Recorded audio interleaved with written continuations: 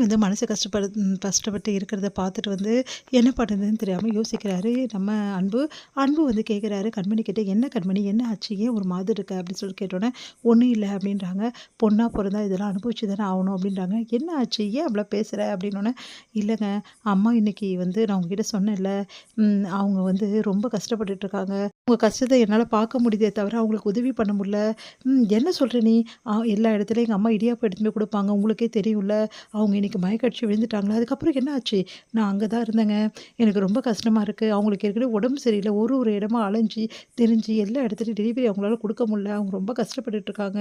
என்ன பண்றதுன்னு தெரியலங்க. நான் பார்த்தும் சும்மா தான் இருக்க வேண்டியதா இருக்கு.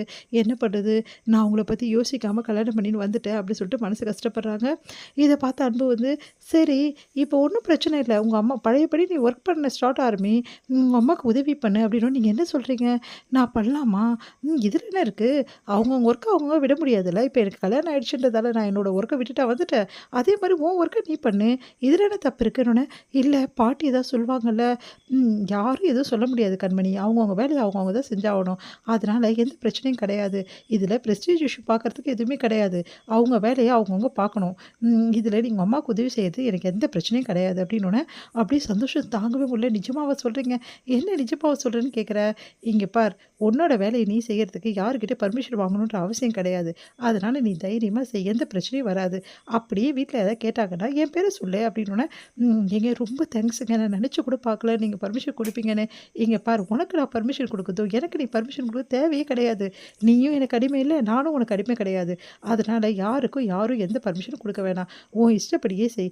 உனக்கு வந்து வேலைன்றது ஒரு இம்பார்ட்டன்ட்னா, உனக்கு அப்படி செய்யணும்னு தோணுதா, நீ போய் செய்யலாம். நான் எந்த தடுக்கவும் மாட்டேன்." அப்படின்னோனே, அப்படியே சந்தோஷம் தாங்க முடியல. "தேங்க்ஸ் அன்பு, தேங்க்ஸ் அன்பு" அப்படின்னு சொல்லிட்டு அப்படியே கைய பிடிக்கிறாங்க. அப்படியே சந்தோஷப்படுறாங்க. "சரி, ஓகே. இப்ப தூங்கலாமா?" அப்படி சொல்லிட்டு போறாரு. அன்பு இப்படி இருப்பாரு நெனச்சு கூட பார்க்கல. எப்பவுமே வந்து அன்பு வந்து என்கிட்ட இந்த அளவு பேசுனதே இல்ல. இன்னைக்கு இவ்ளோ பிராட் மைண்டா இருக்காரே அப்படி சொல்லிட்டு சந்தோஷப்படுறாங்க நம்ம கண்மணி. இந்த வீட்ல எல்லாருமே ரொம்ப சந்தோஷமா வந்து ஆட்டம், பாட்டம்ன்னு போட்டுட்டு இருக்காங்க. கார்த்திக் வந்து குழந்தைங்க கூட டான்ஸ் ஆடிட்டு இருக்காரு.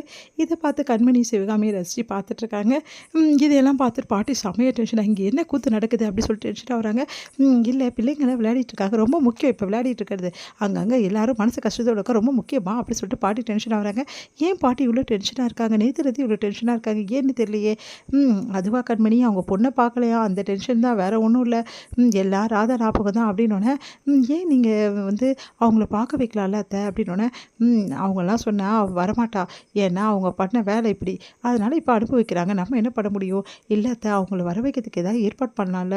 இப்படியே இருந்தா எப்படி? இல்லைன்னா பாட்டி ரொம்ப டென்ஷனா தானே ஆவாங்க. சொல்லுது புரியுதுதான். ஆனா ராதா வரமாட்டேங்கிறாளே! நம்ம என்ன பண்ண முடியும் கண்மணி? அப்படின்னு சொல்லிட்டு போறாங்க. இத பார்த்துட்டு யோசிச்சுட்டே இருக்காங்க கண்மணி. ஏதாவது பண்ணணும்னு சொல்லிட்டு. இங்க வந்து கண்மணி என்ன பண்ணாங்க, அவங்க அம்மா கிட்ட போய் சொல்றாங்க, "இந்த மாரி எங்க வீட்ல பர்மிஷன் குடுத்துட்டாங்கம்மா. எந்த பிரச்சனையும் இல்ல. இதுக்கப்புறம் டெலிவரி எல்லாத்தையும் நானே பார்த்துக்கிறேன்னு" சொல்லிட்டு. அத கேட்டு வந்து அதிர்ச்சி அடையறாங்க அவங்க அம்மா. "நீ என்னடி சொல்ற? அவ்ளோ பெரிய வீட்டு மருமக. நீ ஏன்டி வந்து இங்க கஷ்டப்படணும்? உனக்கு என்ன தலையெழுத்தா?" அப்படின்னோனே, "இங்க பாரும்மா, அன்புவே சொல்லிட்டாரு. இதுக்கப்புறம் டெலிவரிலாம் என்கிட்ட சொல்லு. எங்கெங்க டெலிவரி குடுக்கணும்னு சொல்லிட்டு நான் போய் குடுத்துட்டு வரேன். சைக்கிளையும் நான் எடுத்துட்டு வந்துட்டேன். இதுக்கப்புறம் தேவையில்லாமலாம் பண்ணிட்டு இருக்காத." அப்படின்னோனே, அவங்க அம்மா அதிர்ச்சி அடையறாங்க. "வேணா கண்மணி, சொன்னா கேளு. இது பெரிய பிரச்சனையில போய் முடியும். ஏற்கனவே என்ன பார்க்கக்கூடாது, பேசக்கூடாதுன்னு உங்க வீட்ல சொல்லியிருக்காங்க. இப்ப டெலிவரி குடுக்கணும்னா எப்படி? நான் அதான் சொல்லிட்டேன்ம்மா, அன்புகிட்ட பர்மிஷன் வாங்கிட்டேன்னு." "என்னடி சொல்ற? அன்ப விட்றி. அந்த அம்மா இருக்காங்கல்ல பெரியவங்க, அவங்க கிட்ட ஏதாவது கேட்டியா இல்லையா?" "அம்மா, நான் தான் அன்புகிட்ட சொல்லிட்டேன்ல. அவங்க என்ன சொன்னாங்கன்னா, என்கிட்ட ஒண்ணு பர்மிஷன் வாங்கணும். நீ வீட்ட விட்டு வெளிய போறதா இருந்தா, இல்ல அன்புகிட்ட பர்மிஷன் வாங்கணும். 2 பேருக்குள்ள யாருக்கெல்லாம் பர்மிஷன் வாங்கிட்டு தான் நீ போணும்னு சொன்னாங்க. நான் வந்து அன்புகிட்ட பர்மிஷன் வாங்கிட்டேன். இதுக்கப்புறம் என்னம்மா பிரச்சனை?" அப்படின்னோனே, "இது பெரிய பிரச்சனையா ஆகப் போகுது கண்மணி." அப்படி சொல்லிட்டு இரும்புறாங்க. "பாத்தியா நீ என்ன நிலைமையில இருக்கன்னு சொல்லிட்டு, முதல்ல குடு, நான் எடுத்துட்டு போய் குடுத்துட்டு வரேன்." "வேணா கண்மணி, சொன்னா கேளுன்னு" வம்பு பண்றாங்க. "அதெல்லாம் தெரியாது. நான் தான் குடுத்துட்டு வருவேன்னு" சொல்லிட்டு கண்மணி போறாங்க எல்லா இடமும் குடுக்கறதுக்காக.